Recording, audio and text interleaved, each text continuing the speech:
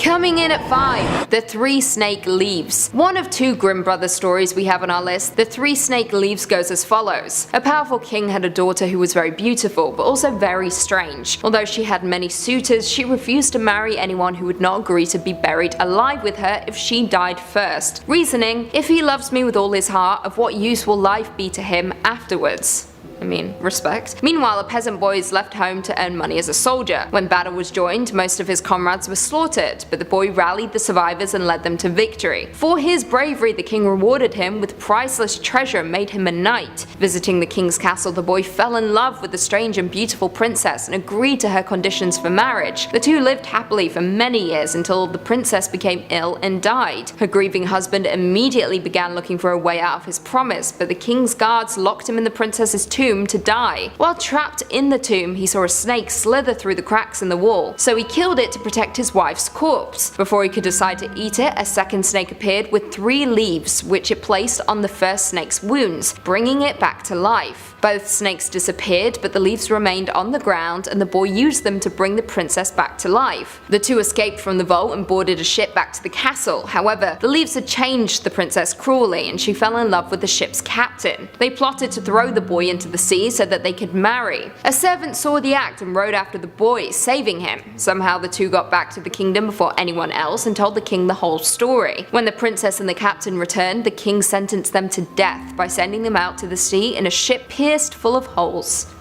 To be fair, she deserved it. Coming in at 4, Mother Hole. This spooky tale tells of a widow and her 2 daughters. One, her biological daughter, was ugly and lazy. The other, her stepdaughter, was beautiful and kind. For this, the widow despised her stepdaughter, forcing her to sit by a well, spinning cloth until her fingers bled. One day, the stepdaughter accidentally dropped her spindle into the well. Not knowing what else to do, she jumped into the well after it, but instead of finding herself trapped in a well, she awoke in a beautiful meadow full of sunshine. Walking around the strange new land, she came across a baker's oven full of bread, begging to be taken out before it burnt, and an apple tree which begged her to pick the ripest apples. Finally, the girl arrived at the house of Mother Hole, an old, ugly lady who asked her to clean her cottage. The girl did everything Mother Hole asked and was rewarded by being covered from head to toe in gold, given her spindle back, and returned to the human world. Impressed by her new wealth, the stepmother decided to send her own daughter down the well also. However, the lazy daughter refused to take the bread out of the oven or shake the tree. Her work for Mother Hole was so lazy she was asked to leave. Instead of gold, she was coated from head to toe in burning pitch, which stuck to her for the rest of her life.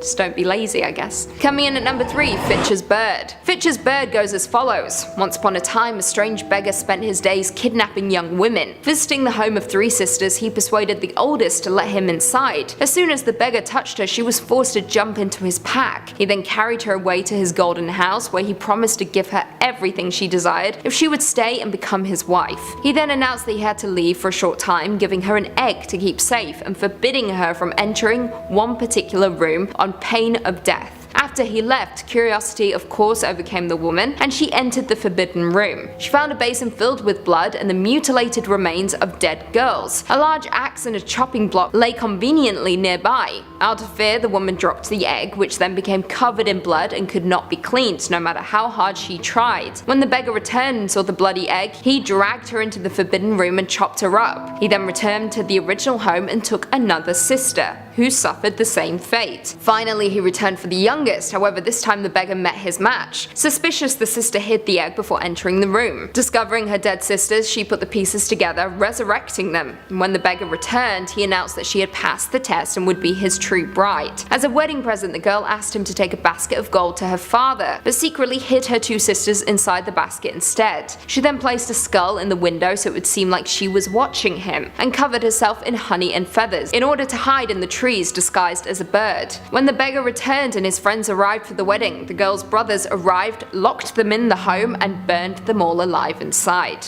Coming in at 2, The Singing Bone. Hailing from the Grimm storybook, The Singing Bone goes as follows. A giant boar terrorized a poor kingdom, ruining crops and tearing peasants apart. In desperation, the king offered his only daughter to whoever killed the beast. 2 brothers volunteered, one out of pride and the other out of kindness. To improve their chances of finding the pig, they split up and entered the forest from opposite sides. In the forest, the younger brother encountered a dwarf, who sent sensed the boy's good heart and gave him an enchanted spear capable of killing the boar. The boy then came across the boar and the enchanted spear split the beast's heart in two. Walking to the castle with the beast on his back, the boy found his brother drinking in a tavern. Seeing that his brother had won the challenge, the older brother offered him some wine to celebrate his victory. Once his sibling had become good and drunk, the older brother murdered him and buried him under a bridge before taking the boar to the king and claiming the princess. He claimed that his brother had been torn to pieces by the boar. The brother and his new wife lived happily for many years. Then a wandering shepherd came across a weathered bone, which he decided to fashion into a mouthpiece for his horn. Of course, the bone belonged to the murdered brother, and when the shepherd blew into it, the horn began singing a terrible song of murder. The shepherd then took the instrument to the king, who ordered the earth beneath the bridge to be dug up, discovering the body of the younger brother. As a punishment, the older brother was sewn into a sack and thrown into the sea to drown.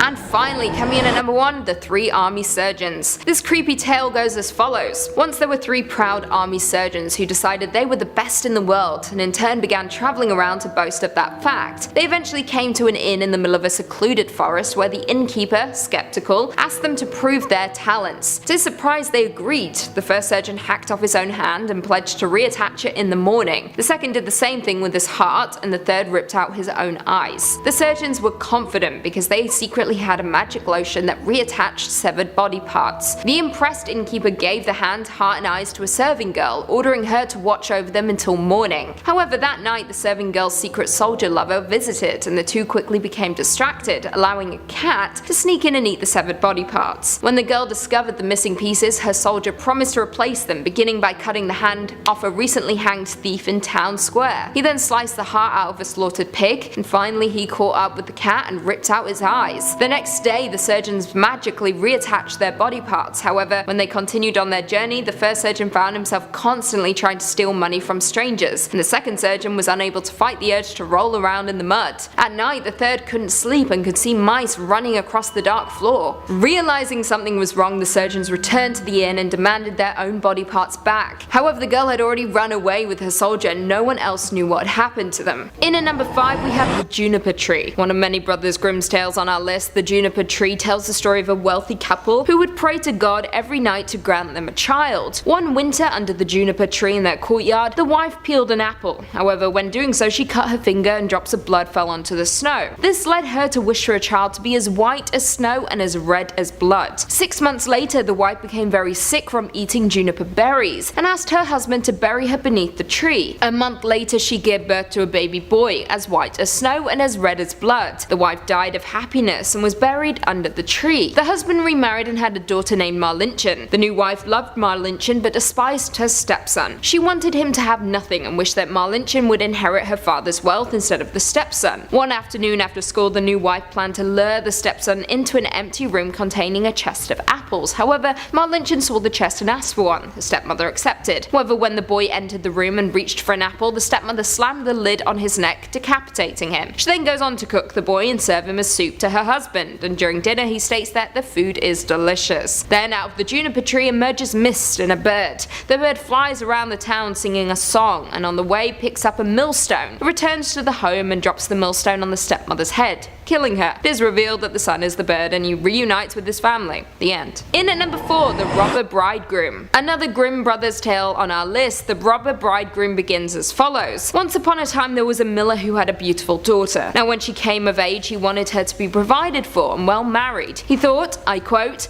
"If a respectable suitor comes and asks for her hand in marriage, I will give her to him." Now not long after this, a suitor did come forward who seemed to be very rich. The miller, not finding any faults with the man, promised his daughter to him. Now the girl, however, did not like the suitor that much. She didn't trust him, and whenever she saw him or thought about him, she felt a sense of horror and dread. On one occasion, the man asked why she had never visited him. She responded with, "I don't know where you live." He creepily responded with, "My house is out in the dark woods." Freaky stuff. He then went on to say, "Next Sunday you must come out to me. I've already invited guests. I will make a trail of ashes that you can find your way through the woods." The day arrived and the girl prepared herself to walk through the woods to the man's house. However, she had a terrible feeling, so with her she brought peas that she scattered along the path to the right and left. She walked the whole day until she came to the middle of the woods where it was the darkest, and there stood a house by itself. She went in, but no one was there. Suddenly though, she heard a voice. Turn back, you young bride. You are in a murderer's house." The voice was seemingly coming from a bird. Once again it said, turn back, you young bride. You are in a murderer's house." Very creepy. Then she encountered an old woman who told her that people would kill her and eat her unless the old woman protected her behind a cask. Then out of nowhere, a band of robbers arrived with the young woman whom they killed and were preparing to eat. They chopped off the woman's fingers, and in the process her ring flew off, landing in the lap of the hiding woman. The old woman went on to drug the robbers, and when they fell asleep, the two women ran away, following the peas that the woman had spread. Now when the wedding day arrived, the man urged the woman to tell a story. So she said she would tell a dream she had, and proceeded to tell of the murderer's den. However, when she told the part of the story with the finger being cut off, she produced the ring, and in turn the robbers and the man were put to death. The end. Coming in at number 3, the death of the Little Hen. At this point I think we can accept that this entire list is going to be Brothers Grimm stories. Like, I don't know any other Germans that were writing fairy tales. So let's just move on. This fairy tale goes as follows, I quote, "One time the little hen and the little rooster went to Nut Mountain." First of all, yes, this is in the fairy tale, and no, it is not a euphemism. Anyway, back to the story. And they agreed that whoever would find a nut would share it with the other one. Now the little hen found a large nut, but wanting to eat the kernel by herself, she said nothing about it. However, the kernel was so thick that she could not swallow it down. It got stuck in her throat, and fearing that she would choke to death, she cried out, "Little rooster, I beg you to run as fast as you can to the well and get me some water, or else I'll choke to death." Now the little rooster ran to the well and asked it to give them some water, and that they'll take it to the little hen on Nut Mountain who was choking to death. However, the well demanded that the rooster runs to the bride and get some red silk from her. The rooster did just that, ran to the bride and asked for the silk to give to the well so that they could get some water to give to the hen on Nut Mountain. The bride answered that they must first run and get a wreath, and that it was caught on a willow branch. You can see where this story is going, can't you? The rooster then took off and pulled the wreath from the branch and took it to the bride, who gave him red silk, which he took to the well, and the well gave him some water, which he took to the little hen. However, when he arrived, she had already choked to death. Think that's sad? Wait till you hear what happens next. A group of animals then show up and take the distraught rooster with them to bury the hen. They pull up to an area, but something happens and the carriage they were riding and rolls back and crushes all the animals to death, except for the rooster, who sits there with the little hen and eventually grieves for so long he dies. The end. Coming in at number 2, The Strange Feast. Now this story quite literally concerns a blood sausage and a liver sausage. Yep, you guys loved the sausage in the last fairy tales list we did, so here is another. You're welcome. So a blood sausage and a liver sausage are friends, and blood sausage invites the liver sausage for a meal at her house. However, when liver sausage walks through the door, she sees all sorts of strange things. She saw many steps, and on each of them was something different. A broom and a shovel were fighting with each other on one, and a monkey with a big wound on his head on another. The liver sausage was of course frightened by all these peculiar things, but nevertheless she entered and was greeted by the blood sausage. The liver sausage began to ask about the strange things on the stairs. However, the blood sausage pretended not to hear, classic move, and made it seem as though it wasn't worth discussing. Not long after, the blood sausage left the room to go to the kitchen and take care of the food. During this time, the liver sausage began walking back and forth in the room, thinking about the strange things on the stairs, until someone appeared. She didn't know who it was, but they stated, "Let me warn you, liver sausage, you're in a bloody murderous trap. Better get out of here quickly if you value your life." The liver sausage didn't think twice and ran out the door as fast as she could. When she made it far enough away, she turned back around to look at the house and saw the blood sausage standing in the attic window with a long knife glistening in the night as though it had just been sharpened. The blood sausage then yelled out, "If I had caught you, I would have had you." And finally, coming in at number 1, Herr Korbes. This is yet another Brothers Grimm story that almost sounds like a joke, but I trust you it isn't. It is very real and very strange, so I'm gonna read this story verbatim for you to really get that full effect. I quote, "Once upon a time there was a rooster and a hen who wanted to take a journey together. So the rooster built a handsome carriage with 4 red wheels and hitched 4 mice to it. The hen climbed aboard with the rooster and they drove away together. Not long afterward they met a cat who said, 'Where are you going?' The rooster answered, 'We're on our way to Herr Korbes' house.' 'Take me with you,' said the cat. The rooster answered, 'Gladly. Climb on behind so you won't fall off the front. Be careful not to get my red wheels dirty.' Roll wheels, whistle mice, we're on our way to Herr Korbes' house. Then a millstone came along, then an egg, then a duck, then a pin, and finally a needle. They all climbed aboard the carriage and rode with them, but when they arrived at Herr Korbes' house, he was not there. The mice pulled the carriage into the barn, the hen and the rooster flew onto a pole, the cat sat down in the fireplace, and the duck in the water bucket. The egg rolled itself up in a towel, the pin stuck itself into a chair cushion, the needle jumped onto the bed in the middle of the pillow. The millstone lay down above the door. Then Herr Korbes came home. He went to the fireplace wanting to make a fire, and the cat threw ashes into his face. He ran quickly into the kitchen to wash himself, and the duck splashed water into his face. He wanted to dry himself off with the towel, but the egg rolled against him, broke, and glued his eyes shut. Wanting to rest, he sat down in the chair and the pin pricked him. He fell into a rage and threw himself onto his bed, but when he laid his head on the pillow, the needle pricked him, causing him to scream and run out of the house. As he ran through the front door, the millstone jumped down and struck him dead. Herr Korbes must have been a very wicked man. Bad stuff. The best fairy tales always end in death, I guess. It seemed like Herr Korbes didn't really deserve that.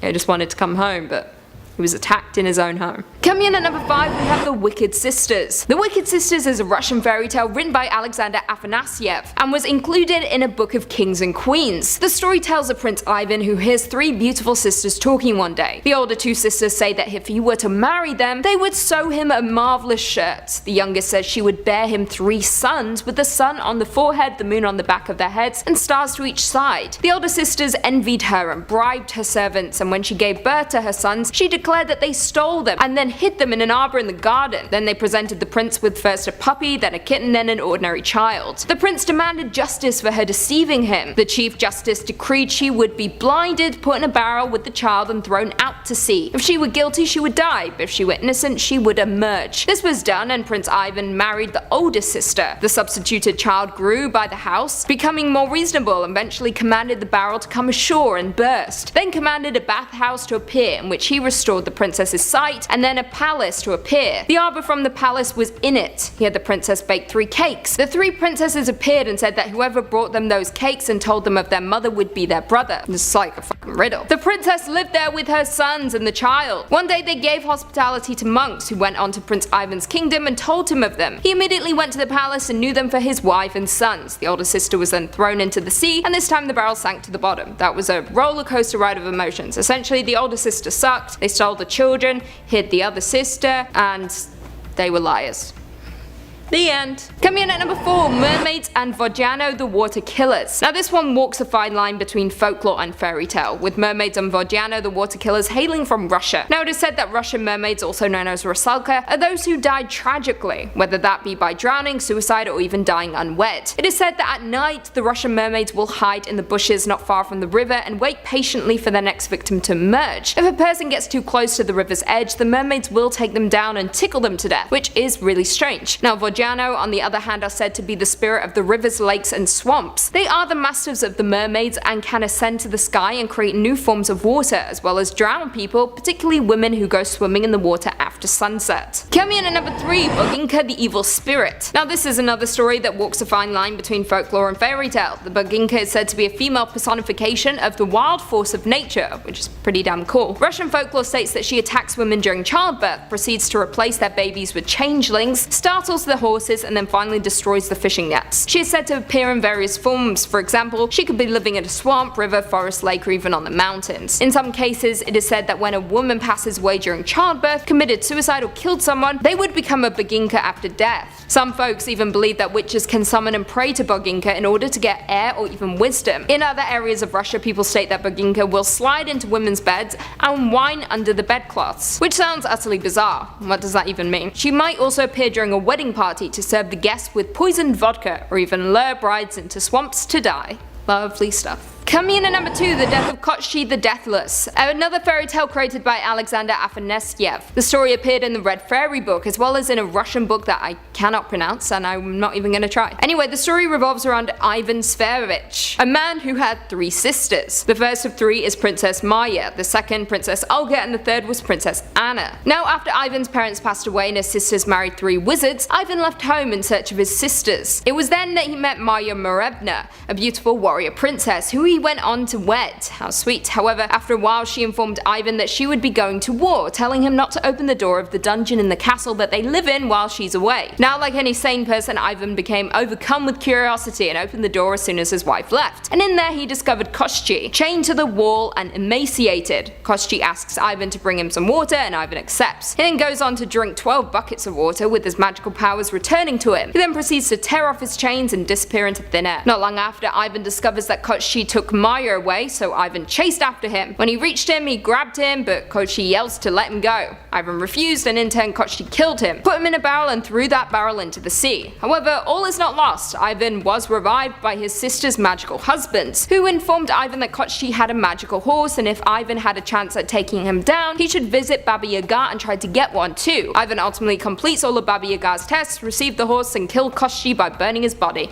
The end. And finally, coming in at number 1, Baba Yaga the Witch. Now, the most famous story featuring this evil witch is titled simply Baba Yaga. The story begins with a seemingly happy family, consisting of a father, a mother, and 2 children, depending on the version. Now, the family would often play together, and even when the mother passed away, the family was still happy. However, everything changed when the father married a second wife in an attempt to make the children happy, by having another mother figure. However, the new wife mistreated the children, feeding them scraps of hard bread, and forcing them to do chores while she spoke ill of them to the father. However, one day the new wife planned to get rid of the children for good and asked them to go to their aunties in the woods to fetch a needle and thread. Classic move. The children knew of the stepmother's plan, but there was nothing they could do, so they went to their real aunties for advice. She was powerless to help them, but she did give them a large piece of ham, a ribbon, and a handkerchief, and gave them the advice to never say bad things about people. The children left the aunt and headed back into the forest. It was then that they came across a strange looking tree, and it was on this tree that they tied the ribbon. Soon after, they reached the house of a witch, whose home stood on bony chicken legs with fences as high as the eye could see. Near the cottage, they encountered a maid crying and a dog gnawing on an old bone. The children gave them their handkerchief and ham, respectively. They knocked on the door and Baba Yaga answered and invited them in. She then went to fetch the needle and thread for the children. The maid was then ordered to fill a bath and prepare spices to cook the children. The children begged the maid for help, so she poked holes in the sieve she was using to run the bath, making the bath take longer to fill. The children then spotted a thin looking cat waiting by a mouse hole, and they offered it a piece of ham, which it ate. The cat then gave the children a towel and a comb and told them to quickly escape while it distracted Baba Yaga, and that they did. They ran as fast as they could, throwing the comb and the towel behind them in order to keep Baba Yaga from catching up to them. Baba Yaga then cursed the maid for allowing the children to escape. The end. Coming in at number 5, we've got Snow White. Ah, Snow White, friend to animals everywhere, legendary bird impersonator, and mother figure to 7 little dwarves. How lovely, right?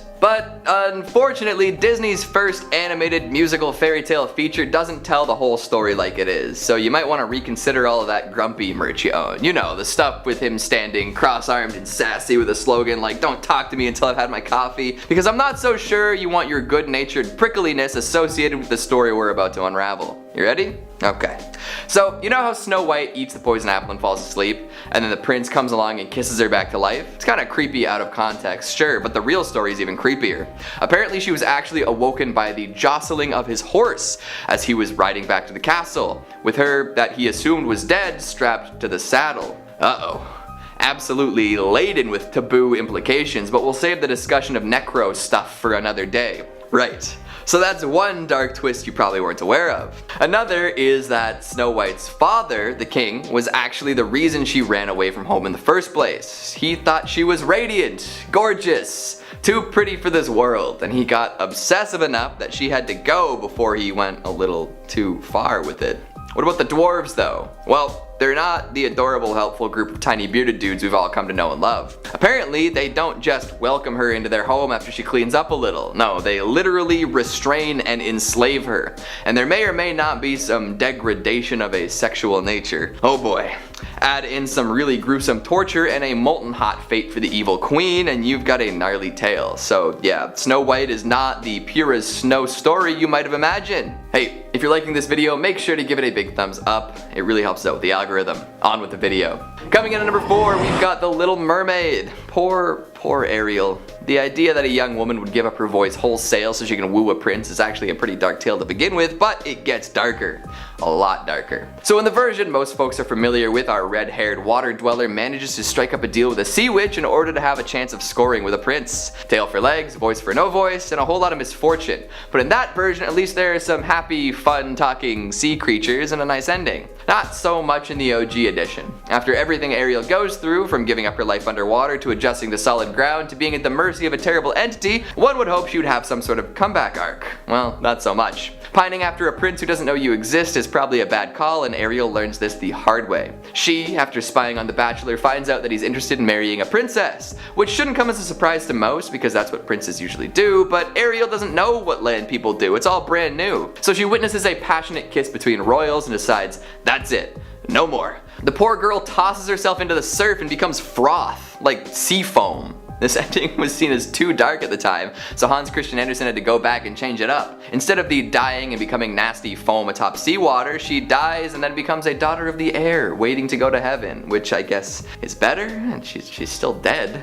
Not by a whole lot, I guess. It's no wonder the story was changed up a bunch for more modern audiences. Coming in at number 3, we've got the Pied Piper. You definitely want to pay the magical man who can lure all the creatures out of your town, because just in case you forgot, your children are creatures too. The Pied Piper is a classic fairy tale with all of the classic fairy tale fixins. We got magic, we got rats, we got a man with a pipe, we got dumb and stupid villagers, we got a cave, we've got implications of child mistreatment, oh boy. So the more modern tale is pretty bleak too, but the original is wild. The one we know involved a man in a patchwork jacket coming to a rat-infested town and offering to do away with the rodents for a price. The villagers agree and off the Piper goes, and all the rats too. However, when he returns they refuse to pay. What's a poor Piper to do? Well, he's actually got a plan. Lure all of the children away from the village. Revenge is sweet, isn't it? So he lures the children, and eventually the villagers notice, causing them to panic and then pay up. But everyone lives happily ever after, right?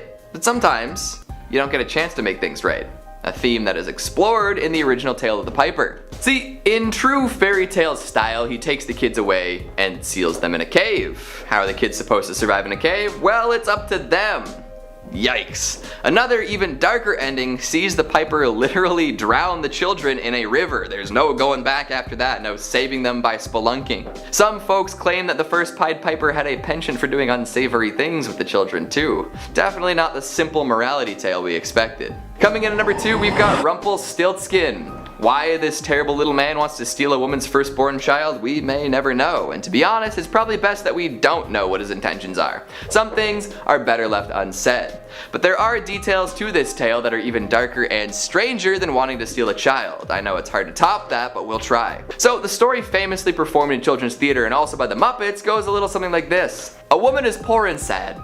Her dad claims that she can spin straw into gold, and now the king has locked her away in a room full of straw until she can prove her skills. Greasy gremlin man appears and tells her that he'll do it for her in exchange for her jewelry. The king isn't satisfied though and puts her in a bigger room full of straw. Without any jewelry left to give the gold spinning goblin, he says he'll do it again if she promises to give him her firstborn child. She agrees, gets the gold, and then marries the king. Years later, she's powerful and happy and pregnant. When she pops out a kid, Rumpelstiltskin comes to collect. But the woman doesn't want to give up her beautiful little baby, so she looks for a way out. Not exactly the best role model here, you know, going back on your deals, but we'll let it slide. For some reason, Rumpelstiltskin gives her an out. If she can guess his name within 3 days, she can keep the child. So the woman sneaks about, learns his name, and guesses correctly. Some versions say that poor Rumpelstiltskin gets mad and runs off, and that's that. But the darker version says he gets so mad that he stomps his foot into the ground, and it actually goes deep into the ground because he stomps so hard. And then when he tries to pull it out of the ground, he literally rips himself in half. What a sight that would be. And finally, at number 1, we've got Pinocchio. So many details from the original Pinocchio are kind of breezed over in the Disney version. This makes it more family friendly, but it gets a lot worse at teaching the lessons it wants to get across. Also, it's just less interesting overall. The story does play out similarly, but it's a whole lot darker for sure. First of all, Pinocchio, in a fit of childish rage, literally kills Jiminy Cricket for trying to give him advice. He tosses a hammer at the bug, who does not dodge in time and gets crushed. No more Jiminy after that. Scientists wept after not being able to study a talking insect. Pinocchio doesn't even feel bad about it. After this, he ends up burning his own feet off because he fell asleep above a stove. Ouch. Geppetto makes him some new ones, but honestly he would have been better off without any. After this, he runs off and finds some weirdos who think planting gold coins will result in a golden coin tree, and then they literally hang him and leave him for dead. Good thing he's a puppet, not a real boy.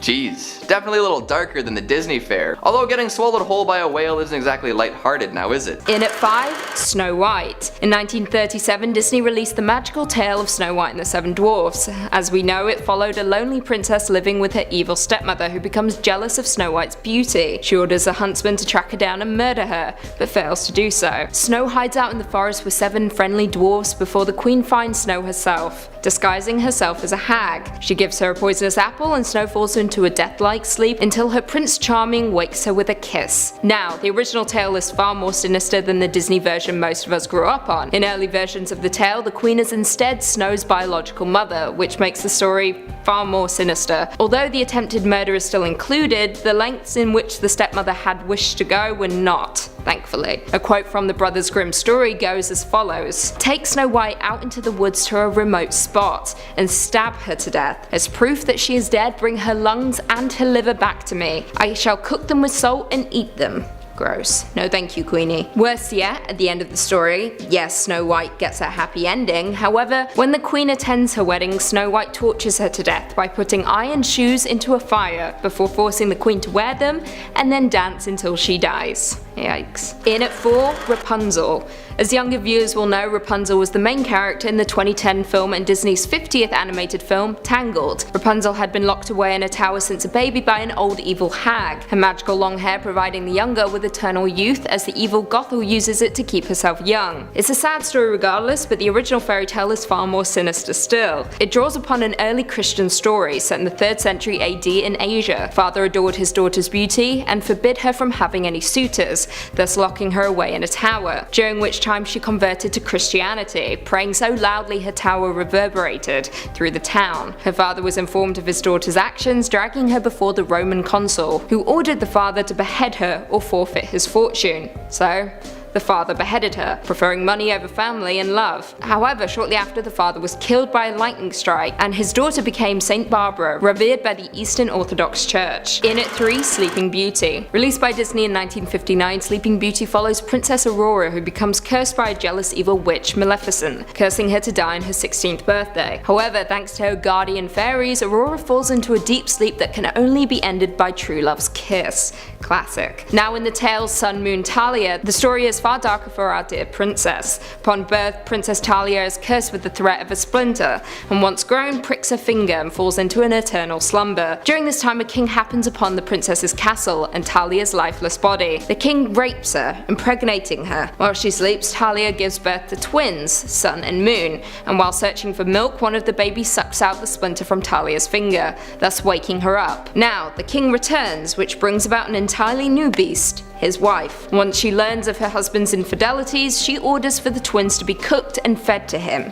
In the midst of all the chaos, a cook hides the twins, so the queen instead attempts to throw Talia into the fire, but the king intercepts her, burning his wife alive instead. Talia and her rapist then marry, living happily ever after. Well, you can see why Disney wanted to leave that little detail out of their animated classic. In at 2, The Little Mermaid. My favourite Disney film, The Little Mermaid, released in 1989, follows 16-year-old Ariel, a mermaid fascinated with life on land. On one visit to the surface, she encounters Eric, whom she falls madly in love with, so she makes a deal with the sea witch, Ursula, in order to become human for 3 days. But things quickly go awry. I mean, they always do. Now, the original tale was created by writer Hans Christian Andersen in 1837, and it endured a far grislier journey. In Hans's story, mermaids were soulless creatures, destined to become sea foam when they died, whereas humans would embark on a glorious afterlife. The Little Mermaid didn't want to meet a grisly end, instead wanting a human soul. Her grandmother told her that in order to grow a soul, a mermaid must wed a man who loves her more than anything in the world,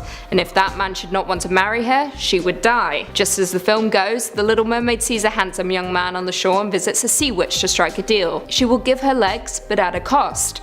I quote, "You must swim to land tomorrow before sunrise and sit down on the shore and drink it. Your tail will then disappear and shrink up into what mankind calls legs, legs, and you will feel great pain as if a sword were passing through you. At every step you take, it will feel as if you were treading upon sharp knives, and that the blood must flow. Now, if this torture wasn't bad enough for the mermaid, the witch cuts off her tongue as payment. Now, the prince does fall in love with the mermaid, but sadly he loves another more. The only way to save herself is to stab the prince to death, but she refuses, ending her life instead. And finally in at number 1, Peter Pan. We all know the tale of Peter Pan, a little boy in Neverland who just refuses to grow up. He embarks on wonderful adventures with his lost boys, battling his foe James Hook, and flying amongst the clouds and down to the oceans with the mermaids. It's a magical story that we can all relate to, however, as you can expect from this list, the original tale is just plain up. Peter Pan was written by J.M. Barrie in 1904, originally as a play, before being adapted into a book. As we know, Peter doesn't want to grow up, but the lengths in which he'll go to avoid that is just alarming. I quote, "The boys on the island vary, of course, in numbers, according as they get killed and so on, and when they seem to be growing up, which is against the rules, Peter thins them out. But as this time there were 6 of them, counting the twins as 2. Yep, you heard it right. As the lost boys age, he kills them off, because God forbid anyone grows up in Neverland."